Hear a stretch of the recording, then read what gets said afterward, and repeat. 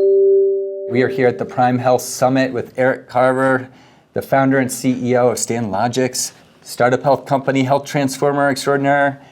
Great to be here. Honor to be here. Thank you, Unity. So I thought we'd start the conversation just hearing the backstory around StandLogix and what your mission is. Sure. Yeah. So the impetus behind StandLogix was in 2008. I got in a motorcycle accident.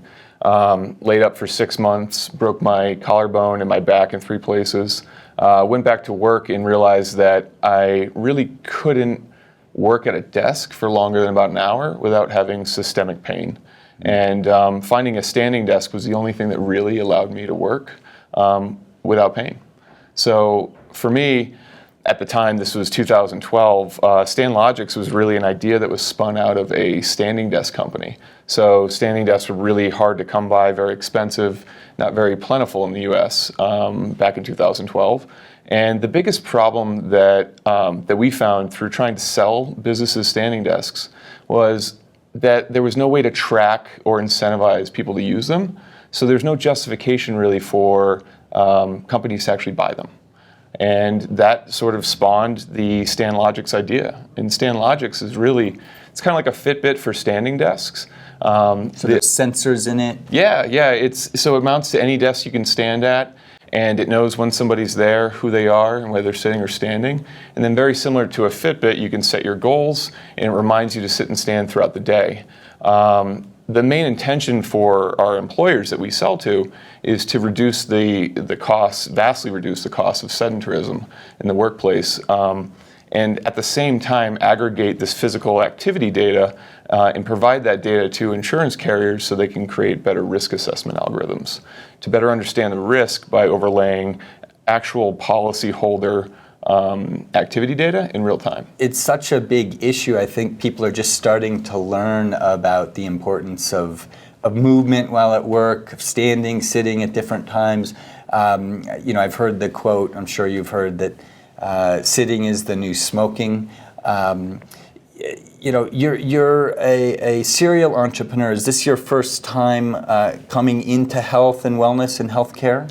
So this is a first venture-backed company. I've predominantly been in service-based companies before. For us, it was really identifying the healthcare space as being an exciting space. And thanks to Startup Health, being a startup health company and getting the resources that help us really break down the silos and get in front of the payers and really innovative companies like Kaiser Permanente. Without the help of Startup Health, we wouldn't be able to really get our signal to break through the noise. So it's an exciting time, and we've noticed that healthcare being one of the last sort of frontiers of industry that is adopting sort of the startup innovation to advance their business models. I think there's a great opportunity in finding the alliances to really make a huge impact on the world. What are some of your biggest lessons learned as an entrepreneur, wisdom that you would share with other health transformers? I'm going to steal Simon Sinek's sort of whole entire fame around starting with why. Every day in this industry and being an entrepreneur in a startup in general, you really have to bring forth your purpose every day because it's really challenging.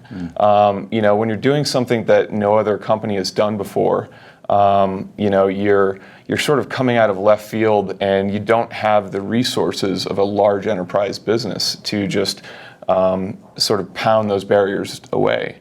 So for us, it's for me specifically and my team, it's all about getting back to your purpose and your why, right? And so starting every day with why we do this is really, really important. For the past 6 years, I've had the opportunity to meet with people, thousands of people that didn't have standing desks and then now have standing desks, and just the amount of change that it creates, the positivity, the energy, the productivity in their life is just enormous. And it's really our moonshot goal is really to make adaptive workplaces the standard. And so our goal is really to have every desk be an adaptive standing sit-stand desk by 2025.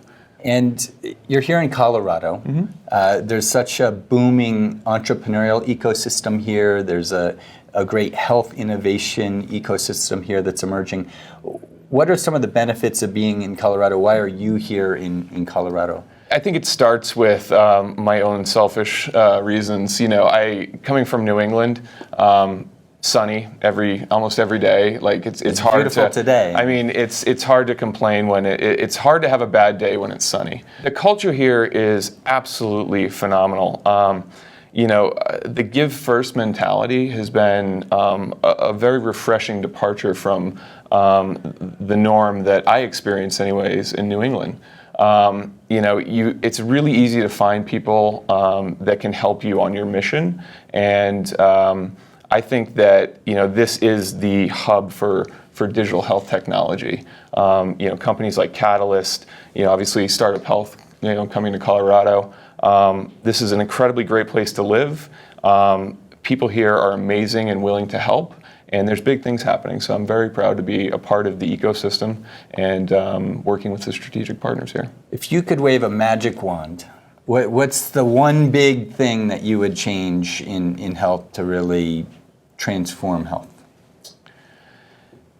I think it starts with an end result, and that end result is to really foster and be the seed crystal for a change in the way that organizations sort of commit to and treat their employees, specifically in the health and wellness focus. Over in Europe, for example, you've got a great commitment going back decades and decades to really taking care of and fostering an environment for employees. And I think that we're seeing this shift now, which I'm glad to be a part of, in a more proactive mindset in America. And for me, it's I always think that you're only as good as your people. And so being a part of creating an environment, a workplace that allows that to thrive is really the magic wand would be to create a thriving, adaptive, purposeful workplace for people. I mean, we spend 80% of our days working, it seems like, so why not have it be a good environment? I love that. Predictions for the future. Where do you see things going in the workplace, perhaps? Are employers and employees, team members starting to get smarter about culture in this way and thinking about their health and the opportunities that way as it relates to the work environment? Getting back to healthcare being kind of the last industry to really leverage innovation, my prediction is that every day we're sitting on more and more and more data, right? And it's really figuring out how to utilize that data to run a better business. And the way the economy is going and competition for industry, we're seeing these healthcare companies shift from innovation as being a feather in their cap to innovation being the access to survival.